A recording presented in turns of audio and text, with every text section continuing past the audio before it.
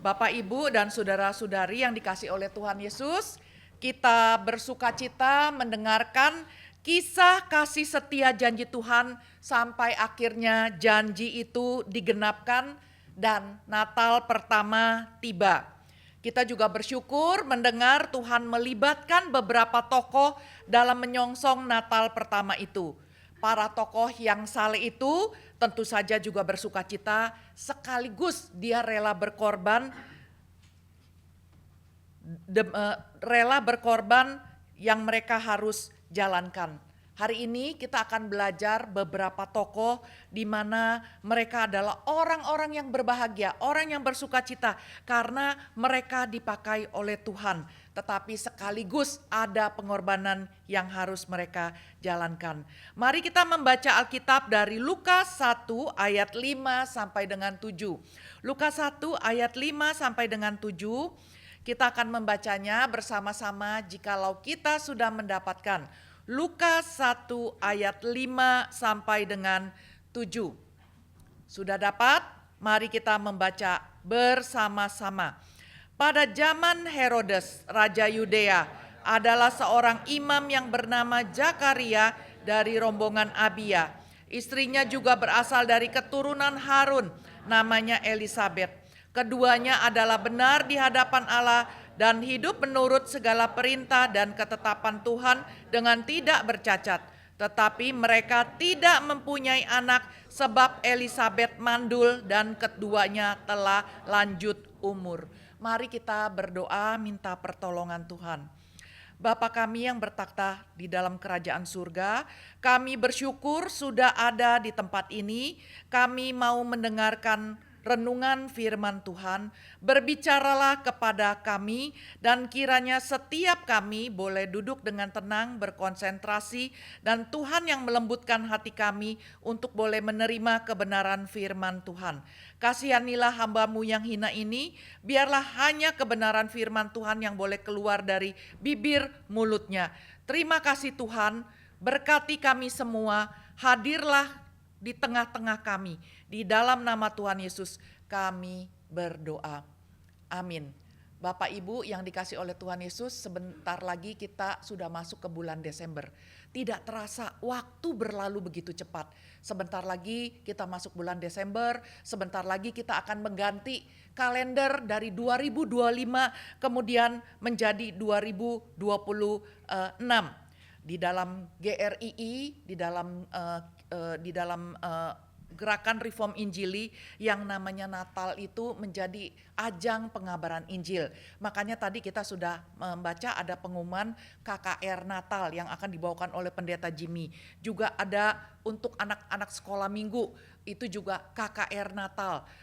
Kita bersyukur setiap momen boleh dipakai Tuhan untuk boleh memberitakan Injil kepada banyak orang yang belum percaya kepada Tuhan. Oke, kita sudah membaca firman Tuhan.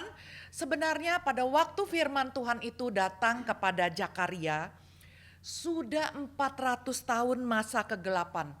Tidak ada firman, tiba-tiba ada cahaya terang dan malaikat Gabriel muncul pada Zakaria, Imam Zakaria yang mendapat giliran membakar ukupan di bait Allah. William Berkeley, dia mengatakan pada masa itu ada kira-kira 20 ribuan imam. Begitu banyak dan dibagi di dalam 24 kelompok. Jadi satu kelompok hampir 1000 imam. Dan semuanya itu digilir untuk melayani. Dan bisa mendapat undian kemudian akhirnya bisa mendapat giliran membakar ukupan di bait suci. Itu adalah anugerah Tuhan. Ya, belum tentu para imam itu mendapat kesempatan itu seumur hidup. Kalau dia sudah pernah mendapatkan kesempatan itu, ya cuma satu kali. Zakaria umurnya sudah tua. Kita tidak tahu persis berapa umurnya, tetapi Alkitab mengatakan bahwa dia sudah tua. Dan di usianya yang tua dia dapat anugerah, yaitu dia boleh mendapatkan giliran untuk membakar ukupan di bait suci. Nah, ketika dia melihat ada malaikat, sudah 400 tahun tidak ada firman Tuhan, tidak ada malaikat bicara dan sebagainya, 400 tahun, waktu yang cukup lama. Ini antara perjanjian lama dengan perjanjian baru, 400 tahun ini disebut dengan masa kegelapan gitu. Dan respon pertama daripada Zakaria ketika dia lagi melayani membakar ukupan, tiba-tiba ada malaikat Gabriel. Responnya adalah terkejut dan takut. Ini satu respon yang normal. Bagaimana tidak terkejut? Sudah 400 tahun masa kegelapan, di mana tidak ada firman, tidak ada malaikat yang muncul, tapi kemudian malaikat Gabriel ini tahu, maka dia berkata, "Jangan takut dan doamu dikabulkan." Berarti ini berita sukacita. Jadi malaikat Gabriel ini juga tahu kalau dia tiba-tiba datang, udah tua nih, kagak tahu jantungnya ini bagaimana ya. Tiba-tiba dia datang ya, dan Zakaria itu terkaget-kaget ya. Tapi langsung kalimat pertama, jangan takut ya. Jangan takut dan doamu dikabulkan.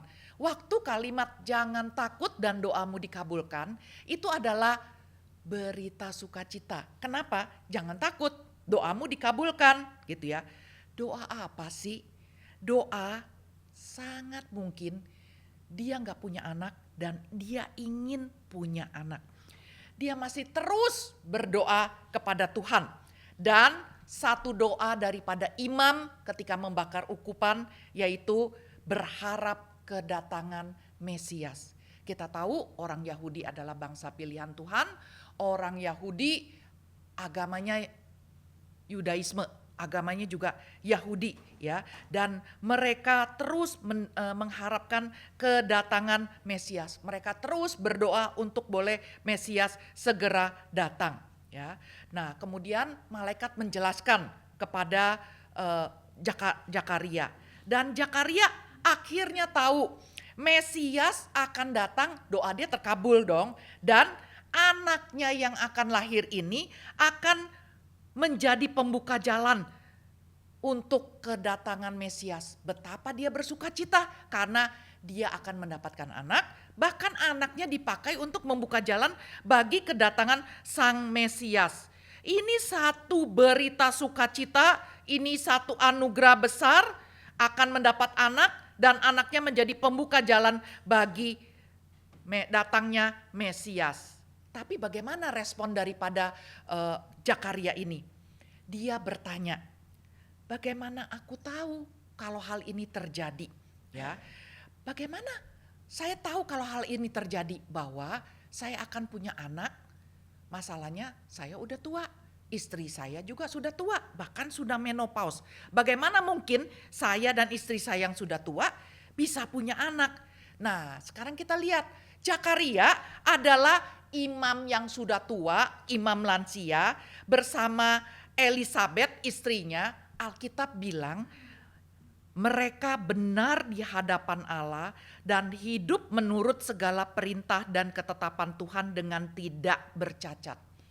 Alkitab langsung menulis bahwa Zakaria dan istrinya sama-sama orang yang hidup saleh, sama orang yang takut akan Tuhan, sama orang yang hidup benar di hadapan Tuhan. Jarang Alkitab mencatat orang ini hidupnya saleh. Ada beberapa orang, tapi enggak banyak. Dan pasangan suami istri termasuk yang tidak banyak itu, yaitu mereka berdua hidupnya saleh, takut akan Tuhan. Disebut tidak bercacat, tapi bukan berarti dua orang ini sama sekali tidak ada dosa begitu ya, bukan. Tetapi dua orang ini mencintai Tuhan, melayani Tuhan. Bayangkan, mereka imam melayani Tuhan. Mereka rindu punya anak. Kenapa? Pada zaman itu, kalau tidak punya anak, dianggap mereka tidak mendapatkan berkat. Maka mereka pengen sekali punya anak. Mereka terus berdoa supaya mereka boleh mendapatkan anak begitu ya. Tetapi ketika sekarang dia mungkin baru saja berdoa, Tuhan kasihanilah saya, berikan saya anak. Kami juga berdoa untuk kedatangan Mesias. Tapi ketika tiba-tiba malaikat datang mengatakan, engkau akan punya anak, anakmu akan membuka jalan dan sebagainya. Dia bilang, bagaimana ini mungkin terjadi? Karena dia hanya melihat fakta medis, ya, bahwa seorang yang udah tua, seorang istrinya juga sudah tua, bahkan sudah menopause, gak mungkin bisa hamil dan melahirkan. Tetapi Zakaria lupa bahwa dia sebagai imam, gak mungkin dia gak tahu kisah ini di dalam Alkitab. Yaitu pernah terjadi seorang kakek dan nenek, seorang yang sudah tua dan kemudian bisa hamil dan bisa punya anak. Siapakah dia? Abraham dan Sarah. Jadi di dalam Alkitab pernah terjadi ada orang yang tua, kemudian Tuhan memberikan mujizat kepadanya, punya anak, ya, dan anak itu adalah Ishak, gitu ya, anak yang sudah dijanjikan itu. Maka ketika dia bertanya, bagaimana mungkin itu terjadi? Zakaria dihukum bisu, tidak bisa bicara. Sampai istrinya melahirkan dan dia disuruh ditanya, siapa nama anakmu? Ya mestinya Zakaria Junior begitu ya. Tapi dia tulis nama anaknya Yohanes. Gak ada keluargamu yang namanya Yohanes. Tapi dia tetap bilang bahwa itu harus dikasih nama Yohanes. Jadi kita melihat bagaimana dia sebenarnya bersukacita karena boleh akhirnya diberikan anak. Tetapi gak mudah punya anak usia udah tua. Kita gak tahu umurnya 60, 70-an atau lebih daripada itu. Hamil di usia tua kita bisa bayangkan. Kalau hamil usia 20-an gampang, masih muda. Hamil di usia 30-an masih oke karena masih muda. Hamil di usia 40-an udah banyak resiko. Badan juga udah. Hamil di usia 50-an, waduh itu berat gitu ya. Karena apa? Ya nggak bisa bohong, umur ya, badan udah mulai nggak fleksibel dan sebagainya. Saya punya temen, dia sebenarnya sudah disteril ibu ini, tapi kemudian tiba-tiba dinyatakan bahwa dia hamil. Usianya kalau nggak salah 45 gitu ya, kalau nggak salah ingat. Dia nangis, dia bilang, ibu saya hamil. Ya nggak apa-apa dong, kan kamu punya suami, anaknya udah banyak juga ya. Terus dia bilang, masalahnya kan saya sudah tua, saya sudah steril. Ya berarti ini Tuhan ada maksud. Kemudian dia bercanda, akhirnya setelah bisa menerima kenyataan dia bercanda sama suaminya. Dan suaminya bilang, kalau anak laki-laki saya kasih nama siapa? Ishak ya. Tapi kalau anak perempuan saya kasih nama Tanya. Terus istrinya bilang, Tanya apa? Tanya mengapa ya Tuhan? Gitu ya. Ya jadi di dalam segala pergumulannya dia masih bisa ketawa begitu ya. Dan anak itu lahir begitu ya, kan dia udah punya koko, udah punya cici, udah besar-besar, tapi nggak mudah hamil di usia tua, apalagi ini dikatakan sangat tua ya. Jadi sangat mungkin ketika dia dikatakan si Elizabeth ini 5 bulan tidak menampakkan diri, mungkin dia hamil ini nggak mudah ya, sehingga dia harus bed rest atau apa begitu. Kemudian ketika anak ini melahirkan, anak ini 1 bulan, 2 bulan, 1 tahun udah bisa jalan, udah bisa lari. Gak mudah loh kakek nenek itu ngejar-ngejar anak ini. Ya kalau kita ngejar-ngejar cucu ya beda, kita ngejar cucu ya itu bukan tugas kita, itu tugas anak-anak kita yang punya anak ya. Kalau kita oke lagi mau main 1 jam boleh atau dititip 1 hari, tapi kalau suruh kita yang urus, kita udah usia 60, 70, suruh urus bayi, suruh urus apa anak-anak yang belajar jalan, belajar, wah nggak gampang. Tapi Zakaria dan Elizabeth harus melakukannya. Kemungkinan belum melihat anak ini besar, dia sudah meninggal, mereka sudah meninggal. Ada orang yang kemudian ketika dia punya anak atau dia mengadopsi anak di usia tua, dia kemudian bergumul. nanti kalau saya udah keburu meninggal bagaimana? Karena anak ini belum besar tetapi saya udah nggak ada begitu ya. Itu menjadi satu pergumulan ya. Sukacita ada pengorbanan juga. Tokoh yang lain kita belajar dari Maria dan Yusuf. 6 bulan setelah malaikat Gabriel itu muncul di hadapan Zakaria, kemudian malaikat Gabriel ini muncul di hadapan Maria, gadis yang muda, saleh dan sederhana. Ditulis juga bahwa Maria ini hidup yang saleh. Dia menjaga kekudusan hidup. Umurnya berapa? Kemungkinan besar tidak lebih daripada 17 tahun. Karena memang pada zaman itu usia belasan tahun itu mereka menikah. Kita tidak tahu persis apakah 13, 14, 15, 16, tapi sangat mungkin tidak lebih daripada 17 tahun. Apakah Maria sudah mendengar bahwa saudaranya Elizabeth ternyata dia masih saudara sama Elizabeth? Apakah Elizabeth hamil dia sudah tahu? Mungkin dia nggak tahu. Pertama, Zakaria bisu.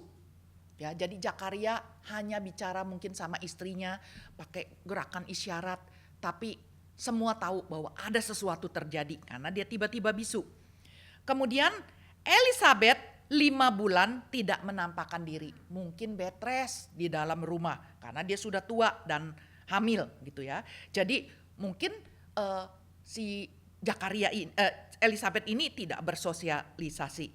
Mereka beda kota ya.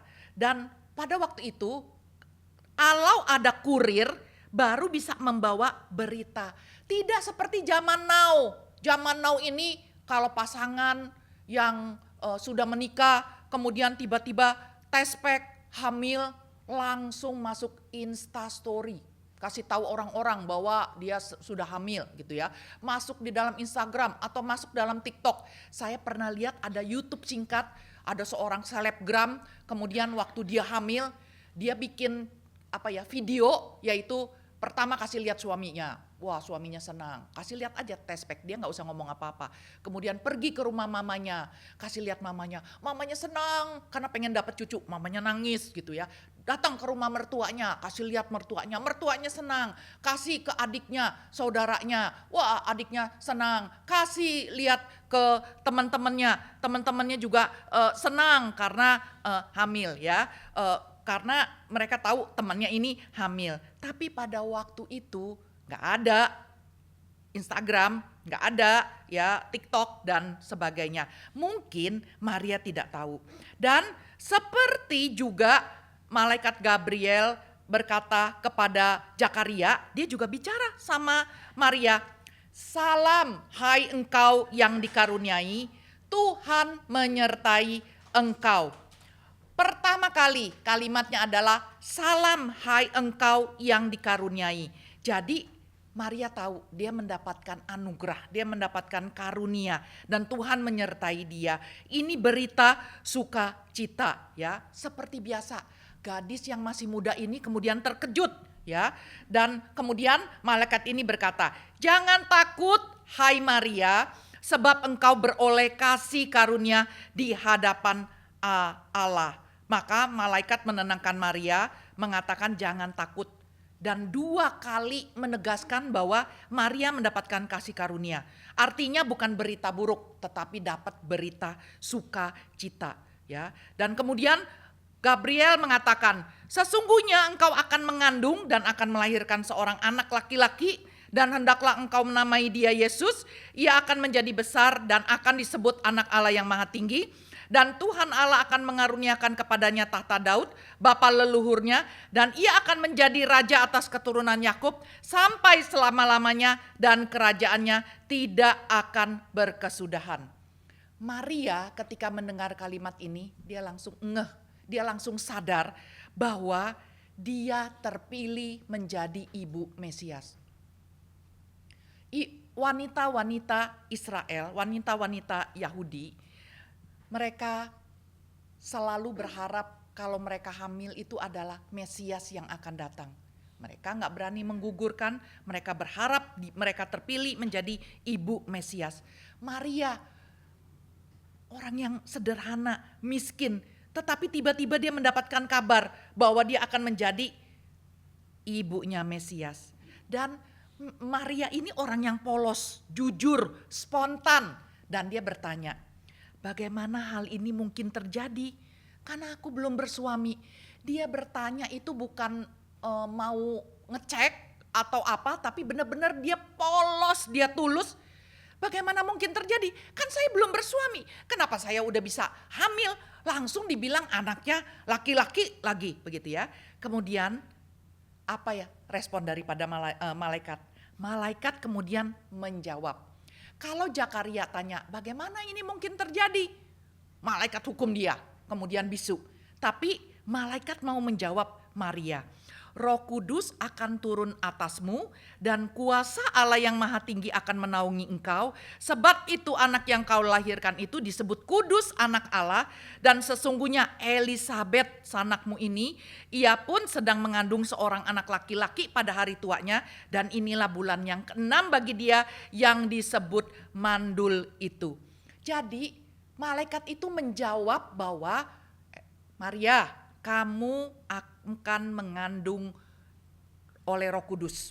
Kedua, malaikat itu kasih konfirmasi. Elisabet, saudaramu yang udah tua itu, yang mandul itu, dia juga sedang hamil 6 bulan. Jadi kita lihat kenapa pertanyaan Zakaria mirip. Dia tanya, bagaimana ini mungkin terjadi? Tidak dijawab, malah dihukum menjadi bisu. Tapi ketika Maria bertanya, dijawab. Kenapa? Karena sebenarnya lansia, pasangan lansia bisa punya anak. Pernah terjadi Abraham dan Sarah. Ya, tapi seorang gadis ya kemudian bisa hamil oleh Roh Kudus, gak pernah terjadi. Ya, dan apakah Maria itu kemudian tanya lagi, Roh Kudus apa ya? Kalau bisa kasih speak dulu. Kalau bikin speak, saya ngerti, saya baru mau terima ya tugas ini. Tetapi enggak. Kalimat yang terus-menerus dinyatakan di dalam ibadah-ibadah Natal, yaitu Maria berkata, sesungguhnya aku ini adalah hamba Tuhan. Jadilah padaku menurut perkataanmu ini. Maria tidak tanya lagi, dia ngerti gak Roh Kudus? Ngerti. Dia ngerti gak terpilih menjadi ibu Mesias? Ngerti, tapi ngertinya cuma sedikit. Ngerti detil? Enggak. Ngerti semua-muanya? Enggak. Ngerti, hanya ngerti secara garis besar.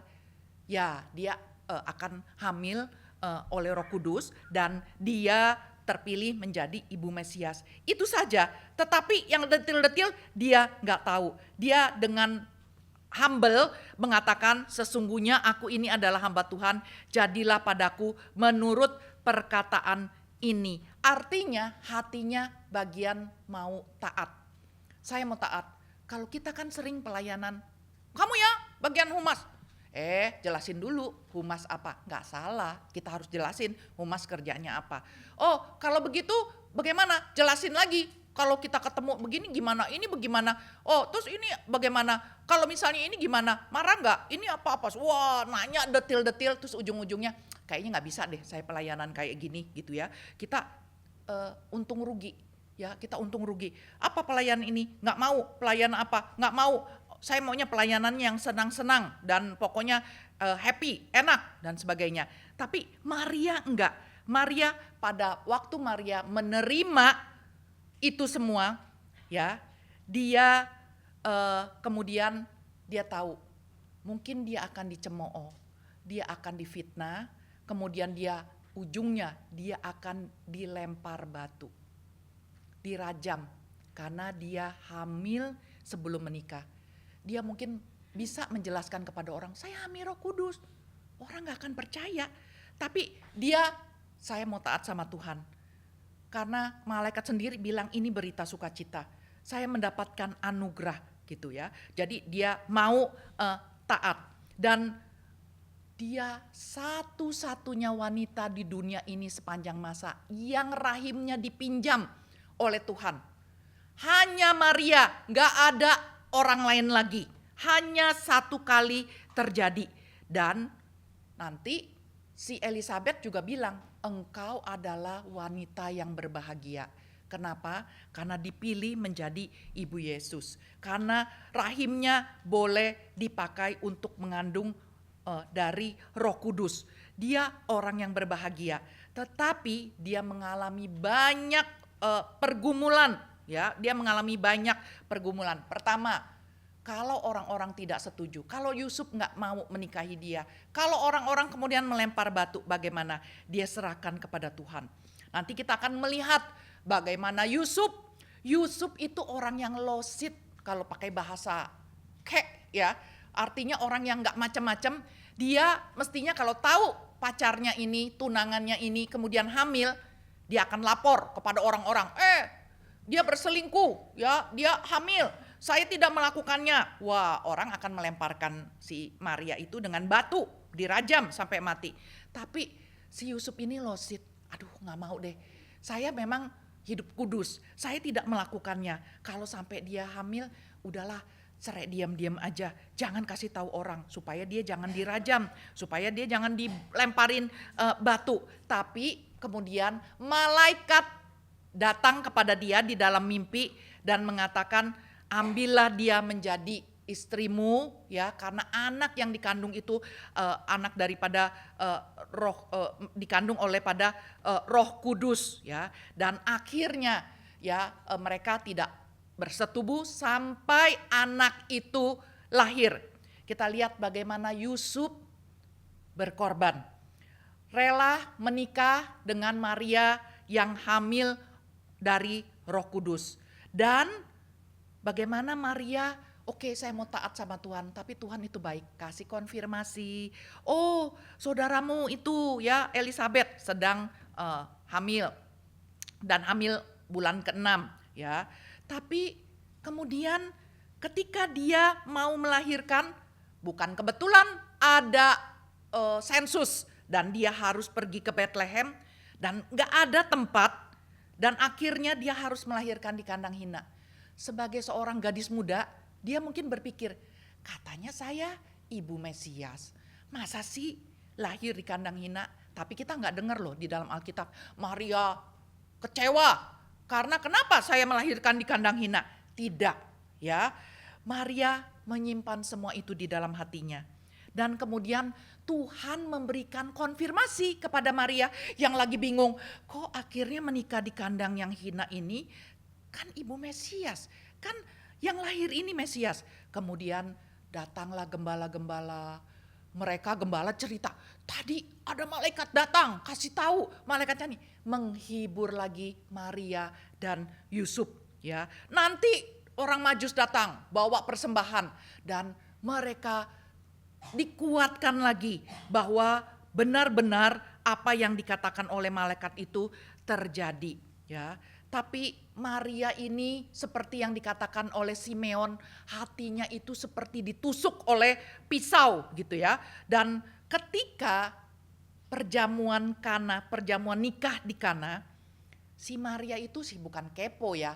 Dia lihat, loh kok pesta anggurnya habis? Ya kayak kita, misalnya kalau kita pesta baru mulai, tamu baru berdatangan, gak ada makanan, kan kita malu ya.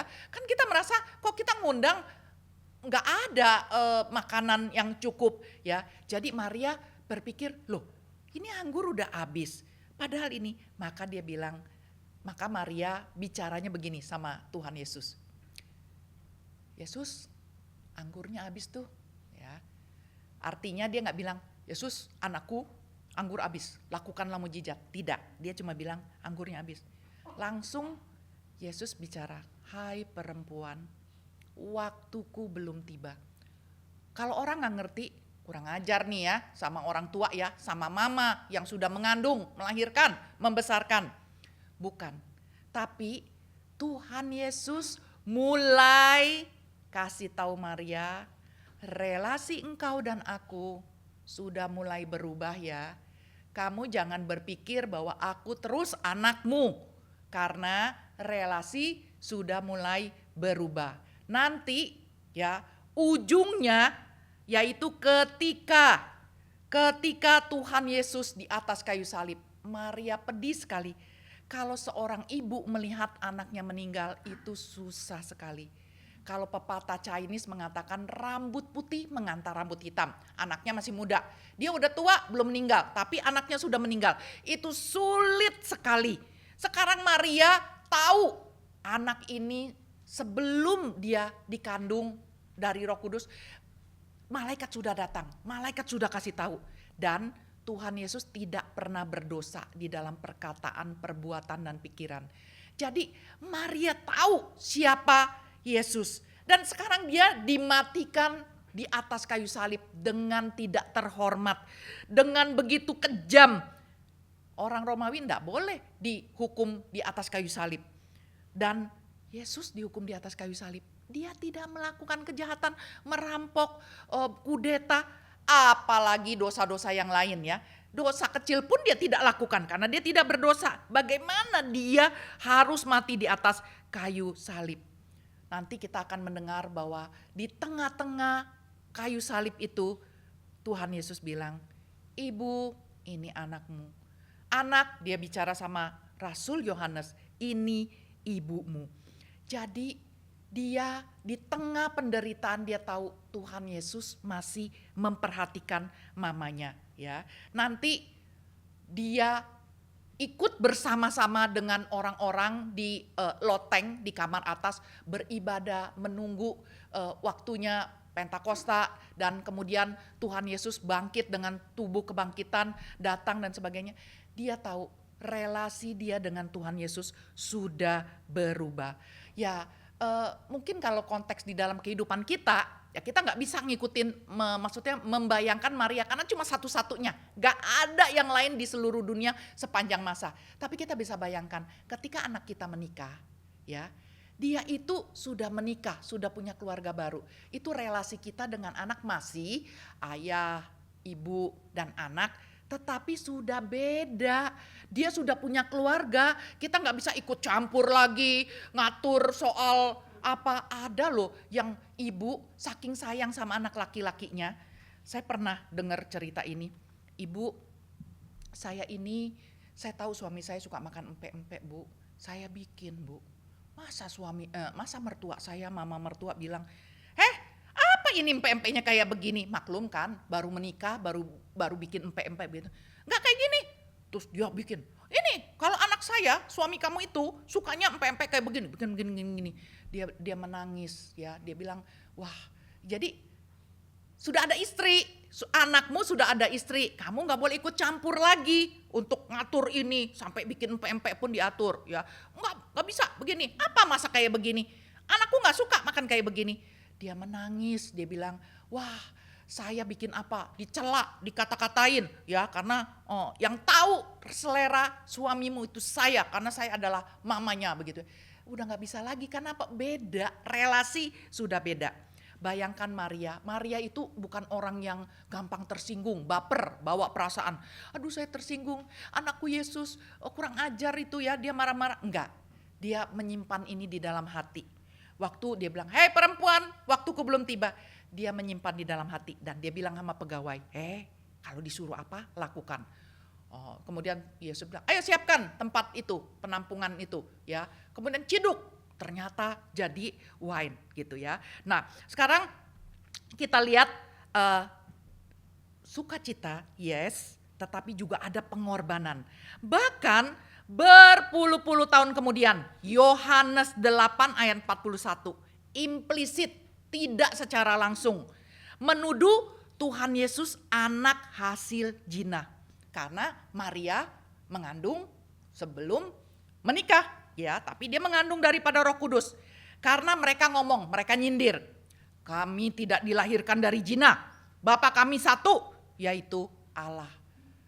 Terus ada rumor, terus ada fitnah, terus ada berpuluh-puluh tahun kemudian, ya. Tapi ya mereka nggak peduli, ya. Nah sekarang kita lihat lagi tokoh yang terakhir, yaitu Yohanes Pembaptis. Saya bacakan secara cepat di Matius 11 ayat 2 sampai dengan 6. Di dalam penjara Yohanes mendengar tentang pekerjaan Kristus lalu menyuruh murid-muridnya bertanya kepadanya, "Engkaukah yang akan datang itu, atau haruskah kami menantikan yang lain?" Yesus menjawab mereka, "Pergilah dan katakanlah kepada Yohanes apa yang kamu dengar dan kamu lihat. Orang buta melihat, orang lumpuh berjalan, orang kusta menjadi tahir, orang tuli mendengar, dan orang mati dibangkitkan, dan kepada orang miskin diberitakan kabar baik. Dan berbahagialah orang yang tidak menjadi kecewa dan menolak aku." Ketika kita mendengar Yohanes Pembaptis, yaitu malaikat Gabriel datang kepada Zakaria.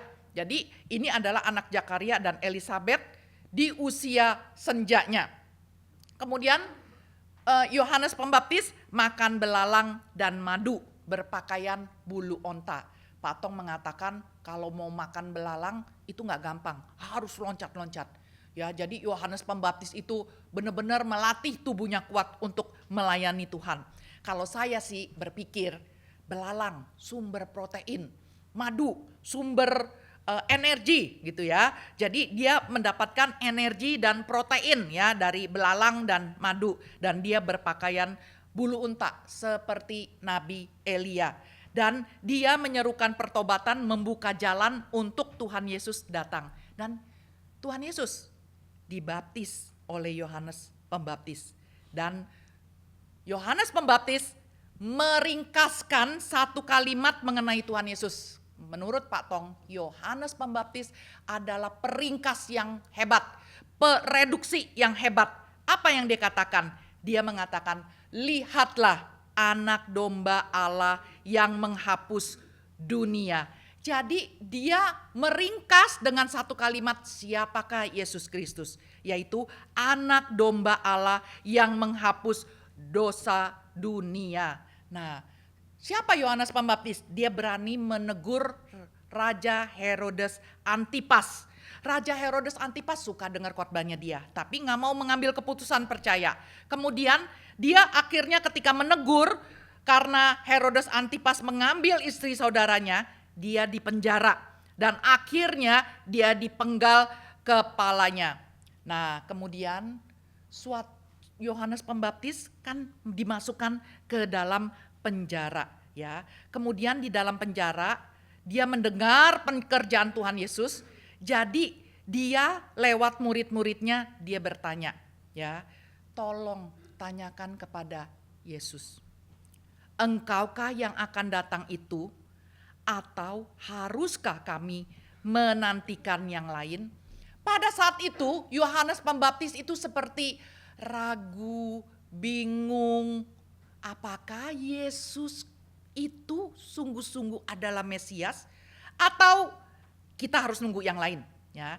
Nancy Guthrie di dalam bukunya kemudian menjelaskan dengan indah ya, masalah Yohanes Pembaptis ya, waktu dia bertanya seperti ragu, itu bukan karena seperti dia udah gak percaya lagi, atau dia lagi stres karena dia ada di dalam penjara, di dalam tekanan di dalam penjara. Bukan, karena Yohanes Pembaptis punya point of view, punya pandangan Yesus Mesias datang cuma satu kali. Jadi dia gak tahu kalau Mesias itu, Tuhan Yesus itu datang 2 kali ya. Yang dia tahu Tuhan Yesus datang 1 kali dan kemudian akan menghancurkan semua orang berdosa, orang jahat, seperti kapak yang siap menebang pohon atau api yang siap menghanguskan semuanya. Dia pikir cuma 1 kali ya, tapi sebenarnya apa? Sebenarnya datang 2 kali. Tuhan Yesus sudah datang 2000-an tahun yang lalu ya. Dan nanti dia akan datang lagi tidak sama seperti Tuhan Yesus datang pertama kali. Waktu datang pertama kali dia datang untuk mengampuni dosa, dia memberikan kesempatan orang untuk bertobat. Tapi nanti kedatangan kedua kali dia akan menghanguskan, menghancurkan semua musuhnya gitu ya. Tapi karena dia dari perjanjian, dia orang Yohanes Pembaptis itu nabi. Nabi terakhir dan nabi terbesar. Kenapa? Karena dia datang untuk mempersiapkan kedatangan daripada Mesias. Jadi seperti gini, dia melihat dari sini, dia melihat ada 2 tiang, tapi dia melihat satu. Kalau kita lurus begini, kita lihat ada tiang-tiang gitu ya. Kita lihat sepertinya satu tiang. Tapi kalau kita lihat dari sudut yang agak berbeda, kita akan melihat bahwa sebenarnya ada 2 tiang. Kan di dalam kehidupan kita begitu ya, dari segi mata kita. Kalau kita lihat, oh cuma satu, jangan. Kita lihat agak sini, oh ternyata ada 2. Karena di garis yang lurus, maka kita cuma melihat satu. Ya, nah kemudian kita lihat bahwa Tuhan Yesus datang kedua kali. Coba perhatikan, aneh nggak? Waktu dia bilang sama murid-muridnya, tolong tanya sama Yesus, apakah dia yang saya tunggu ataukah kita masih nunggu yang lain? Kemudian Tuhan Yesus menjawab, ya Tuhan Yesus itu sangat mengerti pergumulan, ya dia bilang, pergilah dan katakanlah kepada Yohanes apa yang kamu dengar dan kamu lihat. Orang buta melihat, orang lumpuh berjalan, orang kusta menjadi tahir, orang tuli mendengar, dan orang mati dibangkitkan, dan orang miskin diberitakan kabar baik, dan berbahagialah orang yang tidak kecewa dan menolak aku. Loh, pertanyaannya Yohanes Pembaptis kan, apakah engkau yang saya tunggu, yaitu Mesias, ataukah kita harus nunggu yang lain? Jawab aja, yes or no. Yes, saya adalah Mesias, jangan ragu. Atau ya memang bukan saya, masih ada lagi yang akan datang, itulah Mesias. Misalnya jawaban seperti itu. Tapi jawabannya apa? Jawabannya yaitu pergi, katakan kepada Yohanes, orang buta melihat, orang lumpuh berjalan, orang kusta menjadi tahir, ya. Nah, kalau kita nggak lihat konteksnya, kita akan bilang begini, kok ditanya apa, jawabnya apa ya Tuhan Yesus? Tapi Tuhan Yesus tahu bahwa Yohanes Pembaptis ini ragu karena pemahaman dia tentang kitab suci. Nah, maka Tuhan Yesus memakai kitab suci juga untuk mengatasi kesalahpahaman daripada Yohanes, ya.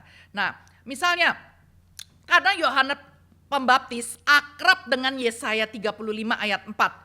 Katakanlah kepada orang-orang yang tawar hati, kuatkanlah hati, jangan takut, lihatlah Allahmu yang akan datang dengan pembalasan dan dengan ganjaran Allah. Ia sendiri datang menyelamatkan kamu. Jadi dia belajar bahwa yang namanya Mesias itu akan membalas, akan menghukum orang yang jahat. Tapi kata-kata ini ya berlanjut sebenarnya di ayat 5 dan 6. Pada waktu itu mata orang-orang buta akan dicelikan dan telinga orang-orang tuli akan dibuka. Pada waktu itu orang lumpuh akan melompat seperti rusa dan mulut orang-orang bisu akan bersorak-sorai sebab mata air memancar di padang gurun dan sungai di padang belantara. Jadi Yohanes Pembaptis diingatkan bahwa penyembuhan Mesias, orang buta matanya bisa melihat, orang lumpuh bisa berjalan, ya. Itu adalah janji Mesias, maka akan terjadi orang buta melihat, orang lumpuh berjalan, orang kusta disembuhkan dan sebagainya. Jadi Tuhan Yesus mengingatkan bukan cuma pembalasan yang dijanjikan karena Tuhan Yesus datang 2 kali, ya. Kemudian tapi kita lihat bahwa Yohanes Pembaptis keburu dipenggal kepalanya. Dia tidak melihat anak domba Allah yang menghapus dosa dunia. Dia tidak melihat Tuhan Yesus mati di atas kayu salib. Dia tidak melihat, ya.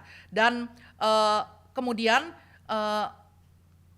dia tidak melihat seperti yang dia katakan, anak domba Allah yang menghapus dosa dunia. Jadi dia salah paham, dia mengerti Alkitab, tapi dia salah paham. Karena bagi dia, apa? Tuhan Yesus menyembuhkan orang yang kerasukan setan. Bagi dia, orang yang kerasukan setan itu adalah orang yang, orang yang benar-benar dibuang oleh Tuhan. Kok Tuhan menyembuhkan? Karena dia tidak tahu Tuhan datang 2 kali. Tuhan datang pertama kali, Tuhan mengampuni dosa. Tuhan memberikan kesempatan kepada manusia. Jadi saat ini Tuhan Yesus sudah datang pertama kali 2000 tahun yang lalu. Dan Tuhan Yesus akan datang kedua kali. Kapan? Kita tidak tahu. Sebelum Tuhan Yesus datang kedua kali, kita sudah meninggal mungkin, gitu ya. Jadi namanya eskatologis pribadi, karena kita pikir, oh Tuhan Yesus datang kedua kali. Mungkin kita tidak akan mengalami Tuhan Yesus datang kedua kali karena kita keburu meninggal, gitu ya. Jadi ini kesempatan sebelum Tuhan Yesus datang kedua kali, sebelum kita mati, kesempatan kita boleh bertobat di hadapan Tuhan. Kita bersyukur Alkitab kita ini sudah lengkap, perjanjian lama, perjanjian baru. Kita bersyukur Tuhan Yesus mati di atas kayu salib, Mesias itu datang pertama kali, sudah terjadi. Kita bersyukur pengajaran yang baik dan benar dari John Calvin dan lain-lain. Kita bersyukur karena pengajaran yang benar itu membentuk kita. Kalau kita pengajarannya salah, kemudian akan membentuk kehidupan kita juga bisa salah, gitu ya. Misalnya, saya dulu punya teman di Singapura, dia punya konsep, dia kena cancer, dan kemudian dia pikir kalau dia klaim dulu dia sembuh, maka Tuhan akan menyembuhkan dia. Jadi dia kirim SMS ke teman-temannya, puji Tuhan saya sudah sembuh. Saya kan sudah tidak tinggal di Singapura lagi, dan saya waktu terima ini, saya pikir wah mujizat ya, saya tahu dia sakit dan dia sangat lemah, tapi dia WA, masa bohong, WA-nya bukan WA, waktu dulu SMS, dia bilang puji Tuhan saya sudah sembuh. Saya jawab puji Tuhan, gitu ya. Tidak berapa lama ada teman saya di Singapura, ibu tahu nggak, dia sudah kuning, dia sudah lemah, mungkin dalam beberapa waktu dia dipanggil oleh Tuhan. Hah? Nggak mungkin, dia SMS saya kok bilang dia udah sembuh. Itulah Bu, dia klaim dulu supaya sembuh, bersyukur. Kemudian hamba Tuhan dari GRI Singapura kemudian boleh datang menguatkan dia, ya, bersyukur ketika dia meninggal dia sudah boleh benar-benar memiliki pemahaman yang benar. Bayangkan pemahaman yang tidak benar bahwa klaim dulu Tuhan akan sembuhkan. Ada orang yang sakit juga bilang, ibu sebenarnya saya pernah ke gereja tapi saya nggak percaya, nggak masuk akal itu ajaran gereja. Dia baru keluar dari ruangan operasi pakai morfin yang kalau dipencet morfinnya keluar karena dia sakit sekali. Terus saya bilang, ajaran apa ya? Kemudian dia mengatakan Mangki menjadi Soeharto, maksudnya uang 500 rupiah menjadi 50.000 waktu itu. Jadi kalau kita kasih gereja 500 rupiah akan diganti 10 kali lipat 50.000 rupiah. Kalau kasih 50.000 rupiah kemudian akan dapat 500.000. Kalau kasih 5.100, kalau orang yang tam, wah saya kasih 1 juta aja, nanti saya dapat 10 juta. Saya ada 10 juta supaya saya kasih supaya saya bisa dapat 100 juta. Dia bilang saya tidak percaya. Saya bilang saya juga gak percaya. Memang gereja kami juga tidak mengajarkan seperti itu. Enggak, kami tidak percaya seperti itu. Saya mengatakan demikian. Saya bilang kamu datang, kalau kamu sudah sembuh kamu datang ke gereja kami di Karawaci. Kami tidak pernah mengajarkan seperti itu. Pengajaran yang gak benar, kemudian merusak begitu ya. Nah ini konsepnya salah ya, Yohanes Pembaptis ya. Tetapi kita bersyukur, Alkitab kita lengkap, pengajaran daripada John Calvin dan sebagainya ya. Dan kita bersyukur kita boleh mendapatkan pengajaran yang baik, kita bersyukur kepada Tuhan. Dan kita lihat ketika Yohanes Pembaptis lagi lemah tapi dia mau bertanya sama Tuhan, jujur Tuhan akan menjawab. Jadi kalau kita jujur di hadapan Tuhan, ketika kita bertanya, kita ragu, Tuhan akan menjawab kita. Kiranya menjelang perayaan Natal kita boleh mengingat ada orang-orang yang dipakai oleh Tuhan. Wah, sukacitanya, tapi sekaligus ada pengorbanan. Bisa percaya itu anugerah, kita harus bersukacita. Bisa melayani Tuhan itu anugerah, kita harus bersukacita. Jangan melayani Tuhan sambil ngedumel atau muka dengan kesel gitu ya. Tapi kita bersukacita. Hari ini saya bisa melayani, jadi song leader, jadi MC, jadi pianis, jadi apa. Itu anugerah Tuhan ya. Kemudian bisa dipakai Tuhan, itu anugerah Tuhan, sukacita. Tapi paket lengkap. Kita juga jangan mau cuma, oh saya maunya sukacita, saya gak mau ada pengorbanan. Kalau kita mau mendapatkan sukacita, sekaligus ada pengorbanan. Kita boleh belajar dari Zakaria dan Elizabeth. Kita boleh belajar dari Maria, mendapatkan sukacita besar yang tidak didapatkan wanita manapun di dunia. Tapi ada pengorbanan yang harus dia jalani. Dan dikatakan bahwa pisau itu nih, tapi dia diam, dia tidak banyak bicara. Kemudian kita belajar lagi bagaimana Yusuf, sukacita, dia juga sekaligus ada pengorbanan. Bagaimana Yohanes Pembaptis, sukacita membuka jalan bagi Mesias, tapi dia juga ada pengorbanan. Ketika kita percaya kepada Tuhan, ketika kita melayani Tuhan, kita bersukacita sekaligus ada pengorbanan. Kiranya Tuhan yang boleh menolong kita.